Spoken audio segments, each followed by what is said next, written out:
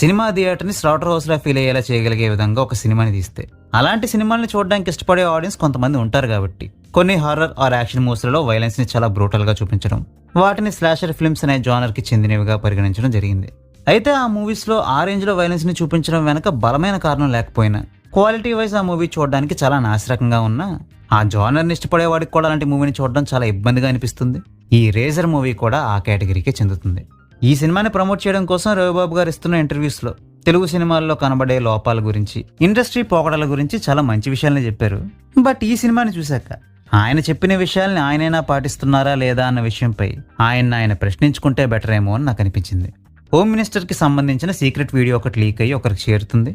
So ఆ secret video బయటికి రాకుండా ఉండడం కోసం అతని వైఫ్ని హోమ్ మినిస్టర్ మనుషులు చంపేస్తారు. ఈ క్రమంలో అతని పాప మాత్రం వాళ్ళ నుండి తప్పించుకొని పారిపోతుంది. ఆ పాప ఇంటికి డాగ్ గ్రూమింగ్ కోసం వచ్చే రుద్ర అనే వ్యక్తి ఆ పాపని ఈ హోమ్ మినిస్టర్ మనుషుల నుండి కాపాడగలిగాడా లేదా అన్నది ఈ మూవీ యొక్క స్టోరీ. ఈ ఐడియా వినడానికి రొటీన్గానే ఉన్నా ప్రాపర్గా డెవలప్ చేసుకుని మంచి ట్విస్ట్ అండ్ థ్రిల్స్తో సాగేలా స్క్రీన్ ప్లేని రాసుకోగలిగితే కిల్ మూవీ మాదిరిగానే ఇది కూడా ఒక మంచి edge of the seat action thriller అయి ఉండేది. బట్ అన్ఫార్చునేట్లీ సినిమా యొక్క క్వాలిటీ చాలా నాశరకంగా ఉండడం, తద్వారా బ్లడ్ షెడ్ అంతా కూడా మరింత విగటు పుట్టించేలా ఉండడం, యాక్టర్స్ కొంతమంది మరీ ఓవర్ యాక్టింగ్ చేయడం, ఒక వెరీ ఇంపార్టెంట్ వీడియోతో ఇల్లాజికల్ గేమ్ ఒకటి ఆడడం, ఇలా రకరకాల తప్పుల పుణ్యమా అని ఈ సినిమా నన్ను ఒక రేంజ్లో ఇరిటేట్ అయ్యేలా చేసింది. రవిబాబు గారు యాక్షన్ సీన్స్ని పెర్ఫామ్ చేయడం కోసం చాలా ఎఫర్ట్స్ పెట్టారు. ఆ చిన్న పాప కూడా బాగానే యాక్ట్ చేసింది. రిమైనింగ్ క్యారెక్టర్ ఆర్టిస్టులలో కొంతమంది పర్వాలేదు, కానీ కొంతమంది మాత్రం వాళ్ళ ఓవర్ యాక్షన్ చాలు ఈ సినిమా మట్టి కొట్టుకుపోవడానికి అనే రేంజ్లో పెర్ఫార్మెన్స్ నెరగదీశారు.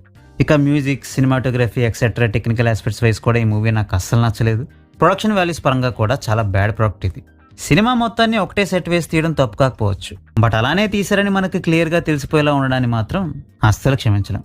సో ఫైనల్గా ఈ మూవీని నేను మీకు రికమెండ్ చేస్తానా అంటే, ఒక రేజర్తో నా జుట్టుతో పాటు చర్మాన్ని, అటు పిమ్మట పుర్రెని కూడా చెక్కేసుకుంటే ఎలా ఉంటుందో అలాంటి ఒక ఫీలింగ్ ఇచ్చిన ఈ మూవీని నేనైతే మీకు రికమెండ్ చేయను.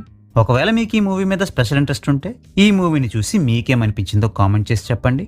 We will meet you next video. Thanks for watching.